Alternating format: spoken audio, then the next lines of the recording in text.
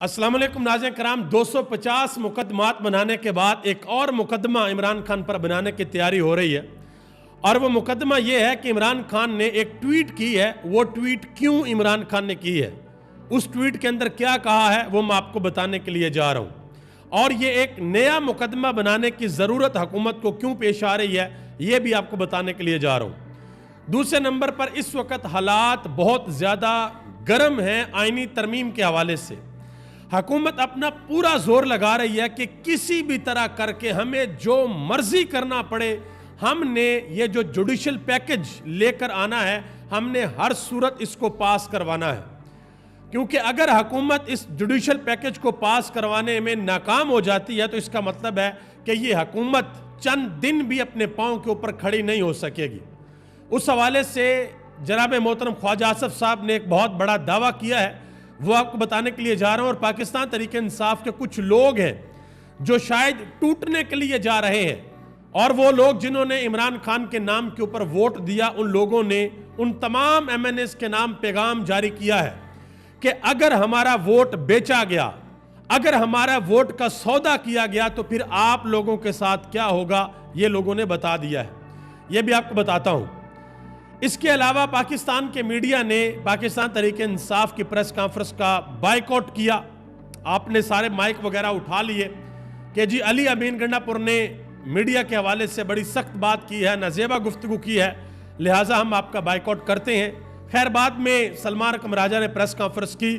اس کے اوپر پاکستان تحریک انصاف کا جو سوشل میڈیا ہے وہ بڑی سنجیدگی سے غور کر رہا ہے کہ یہ میڈیا جس نے آج تک تحریک انصاف کو کچھ نہیں دیا، بلکہ یہ تحریک انصاف کا نام استعمال کرتے ہیں، عمران خان کا نام استعمال کرتے ہیں، اور پاکستان کے جتنے بڑے بڑے ٹی وی چینلز ہیں ان سب کا ڈیجیٹل میڈیا صرف عمران خان کے نام کے اوپر چلتا ہے۔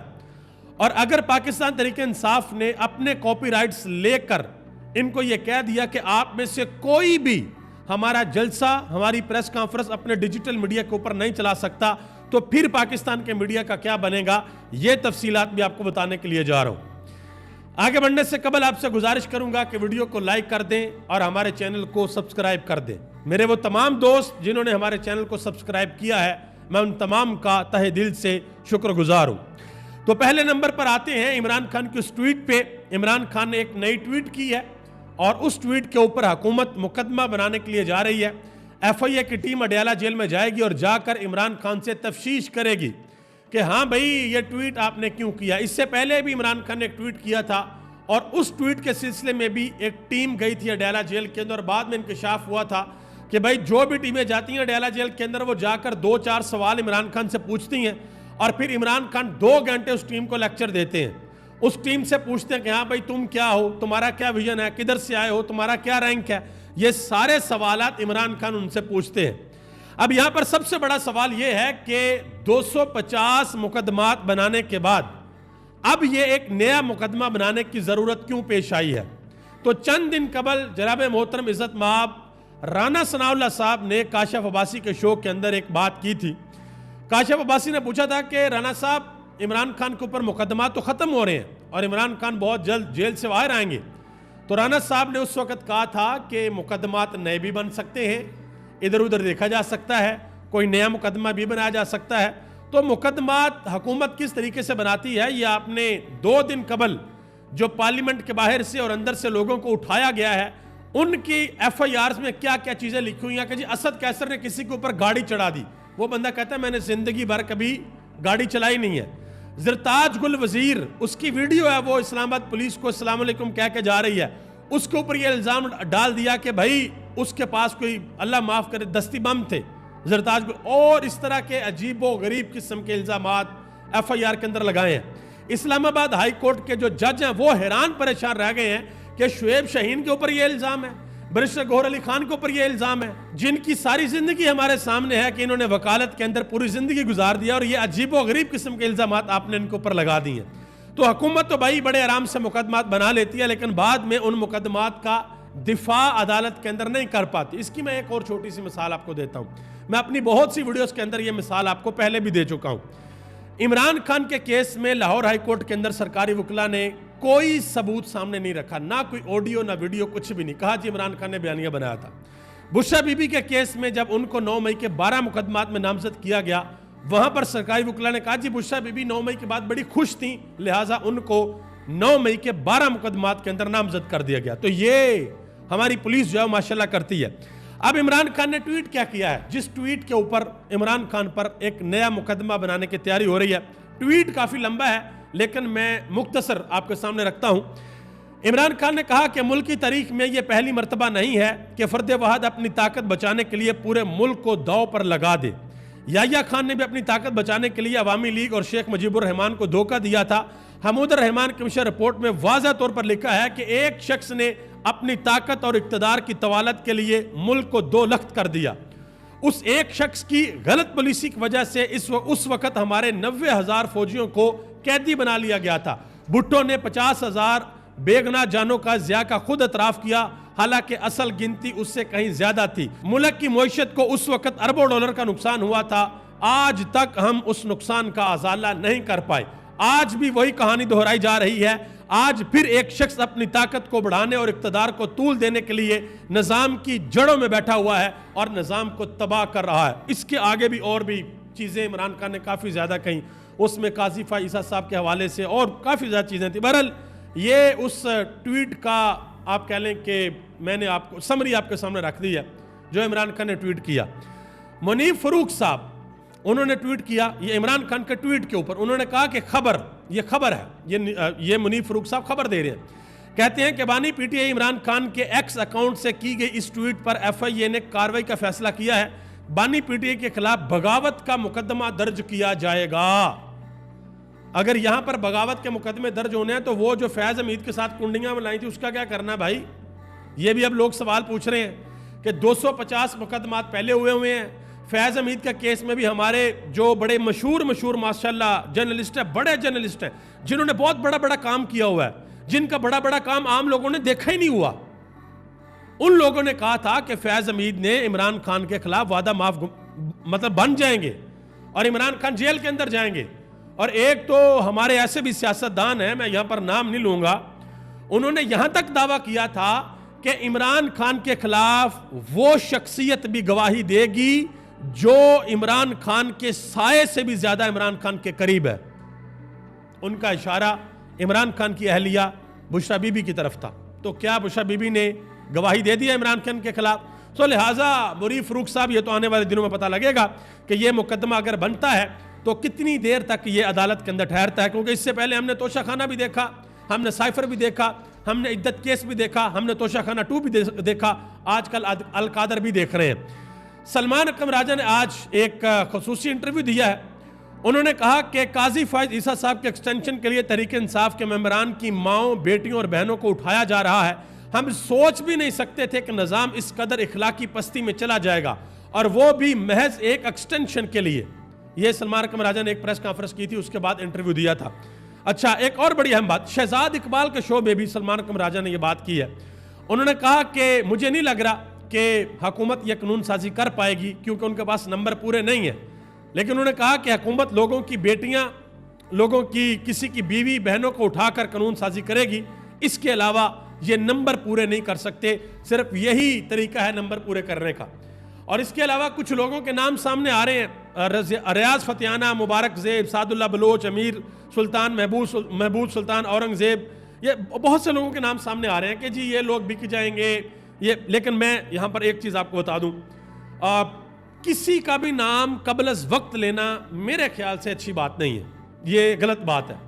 ویسے ایک بندے نے پراپر ٹویٹ بھی کیا ہے، وہ مبارک زیب کے حوالے سے ٹویٹ کیا ہے کہ اگر آپ نے عمران خان کے خلاف جا کر ووٹ دیا، قاضی فائز عیسیٰ کی ایکسٹینشن کے لیے ووٹ دیا، تو پھر آپ سے پوچھا جائے گا، حلقے کی عوام آپ سے پوچھے گی۔ اب ان میں سے کچھ لوگ ملک سے باہر بھی ہیں، تو میری یہ پرسنل اوپینین ہے کہ تحریک انصاف کو اپنی ورکنگ سٹرونگ رکھنی چاہیے کہ کون سے بندے ہیں، کون سے ادھر ادھر جا سکتے ہیں، لیکن اصل پتہ اس وقت ہی لگے گا اگر ان لوگوں نے ووٹ ڈال دیا تو۔ اس سے پہلے تحریک انصاف یہ کر سکتی ہے، اپنے تمام ایم این ایز کو بتا دے کہ بھائی آپ لوگوں نے ووٹ نہیں ڈالنا۔ اور اصل کاروائی پتہ کہاں پر ڈلنی ہے؟ اصل کاروائی ڈلنی ہے ان 41 ایم این ایز کے اندر سے جو کہ سنی اتحاد کونسل کے ممبر ہیں، جن کے بارے میں مخصوص نشستوں کے فیصلے میں सुप्रीम कोर्ट ऑफ पाकिस्तान ने कहा था कि ये 41 के 41 लोग अपना बयान हल्फी लिख कर दें पीटीआई को और वो जमा करवाएं इलेक्शन कमीशन ऑफ पाकिस्तान में, और वो जमा करवाया जा चुका है और इलेक्शन कमीशन ऑफ पाकिस्तान ने अभी तक उस फैसले के ऊपर अमल दरामद नहीं किया, वो तफसीली फैसले का इंतजार कर रहे हैं। तो मैं एक और चीज भी देख रहा हूं, अगर ये हो भी जाती है तरमीम तो बाद में भाई सुप्रीम कोर्ट के अंदर इसके ऊपर बहुत ज्यादा रौला पड़ेगा, बहुत सी चीजें जो है वो रिवर्स भी हो सकती हैं। अब एक एमएनए है जो कि आजाद हैसियत से जीत कर कौमी असेंबली के अंदर आए, उनका नाम है मुबारक ज़ेब। मुबारक ज़ेब रेहान ज़ेब के भाई हैं। रेहान ज़ेब इमरान खान के टाइगर थे और फ्रंट लाइन से इमरान खान के लिए काम करते थे।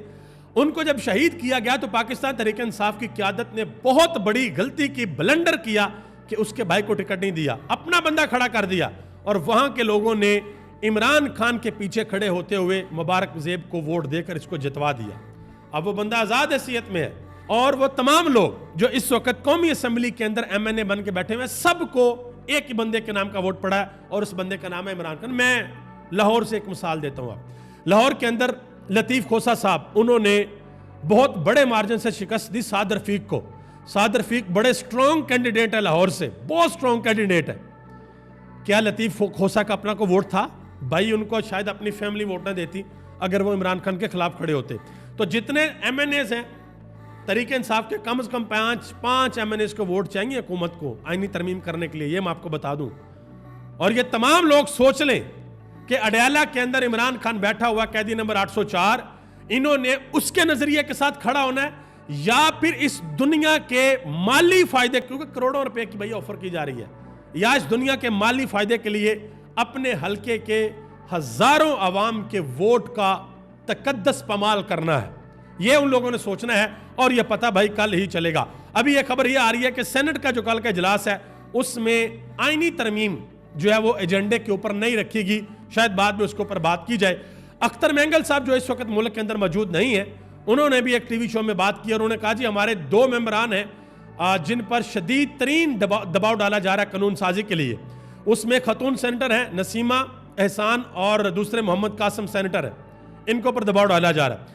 अब आगे आ जाए, एक और चीज़ बड़ी आपको अहम बताता हूँ। अली अमीन गंडापुर साहब ने जब मीडिया के हवाले से बात की थी तो बहुत मीडिया चीखा था, प्रॉपर चीखा था, चीखें निकली थी इनकी। लेकिन यही मीडिया जब तहरीक इंसाफ के किसी एमएनए की मां बहन बेटी को उठाया जाता तो इस मीडिया को सांप सूंघ जाता, ये मीडिया नहीं बोलता। आज इस मीडिया ने क्या किया है, तहरीक इंसाफ आज एक प्रेस कॉन्फ्रेंस करने के लिए जा रही थी, शिबली फराज, उसके अलावा सलमान कमराजा, दूसरे लोग भी मौजूद थे, तो उन्होंने एहतजाजन साफियों ने माइक आगे से उठा लिए। खैर फिर बातचीत के बाद प्रेस कॉन्फ्रेंस हुई तो तहरीक इंसाफ के अंदर अब एक बात डिस्कस हो रही है। तहरीक इंसाफ कह रही है कि सबसे पहली बात यह है कि तहरीक इंसाफ ही मीडिया का बाइकआउट कर दे। मेरा ख्याल है कि ये मुश्किल काम है।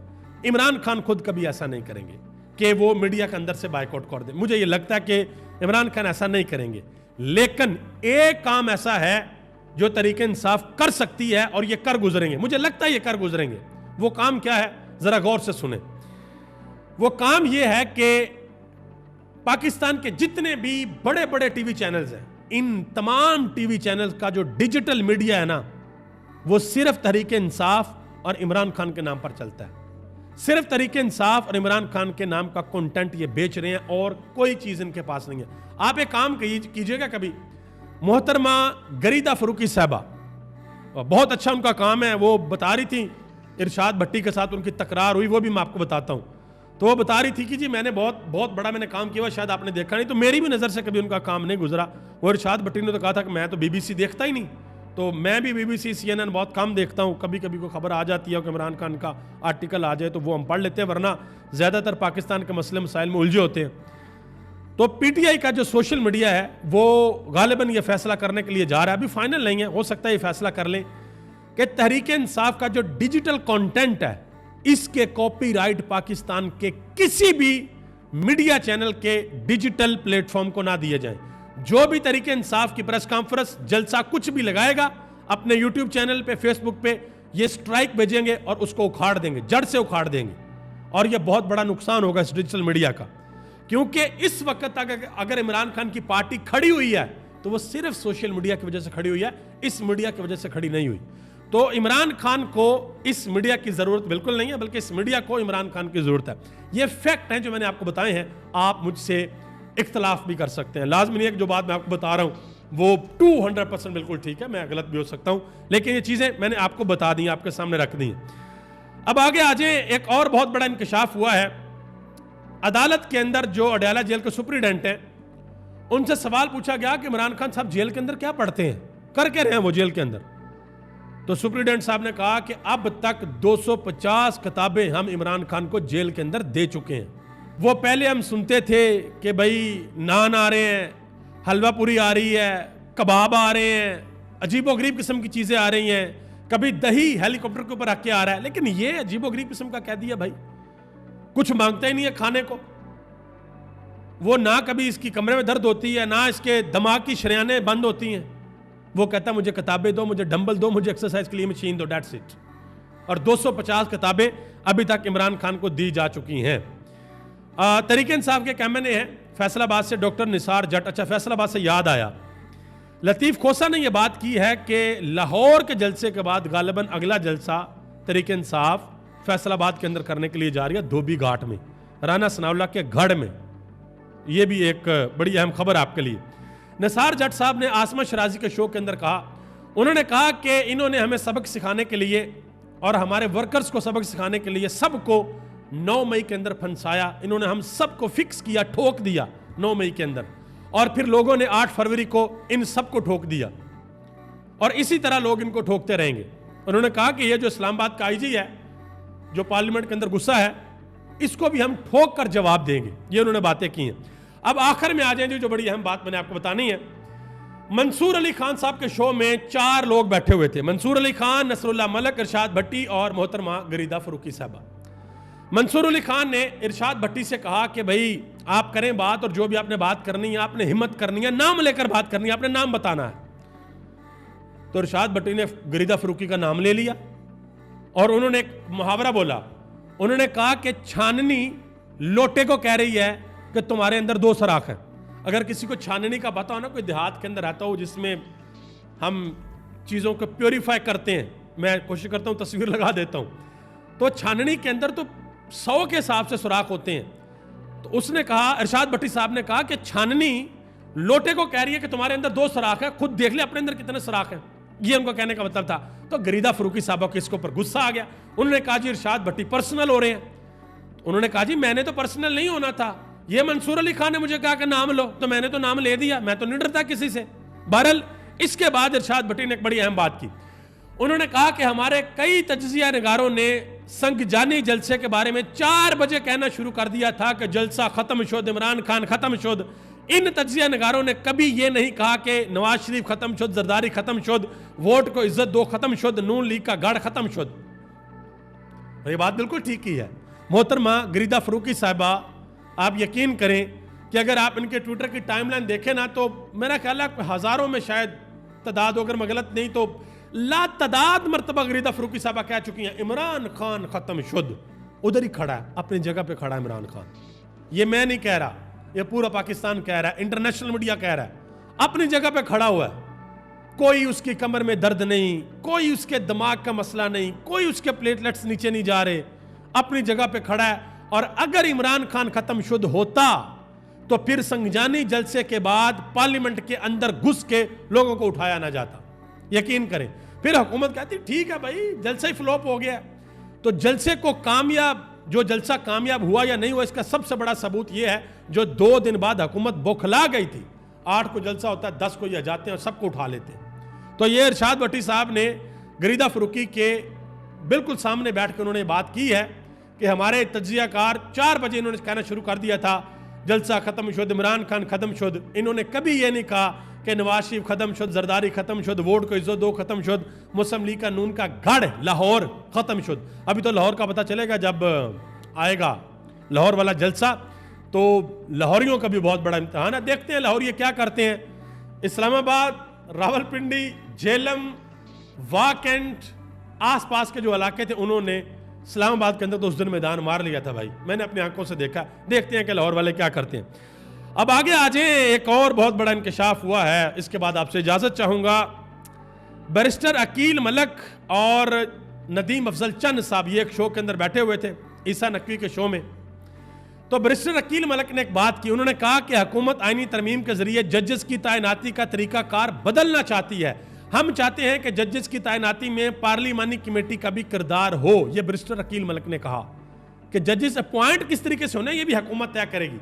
तो नदीम अफजल चंद साहब ने साथ लुकमा दिया, उन्होंने कहा कि एक सूबे के जज को दूसरे सूबे में ट्रांसफर होना चाहिए, यानी कि इस्लामाबाद हाई कोर्ट के जो जजेस हैं वो ट्रांसफर हो जाएंगे, कोई सिंध चला जाएगा, कोई पेशावर चला जाएगा, कोई बलूचिस्तान चला जाएगा, कोई पंजाब के अंदर आ जाएगा।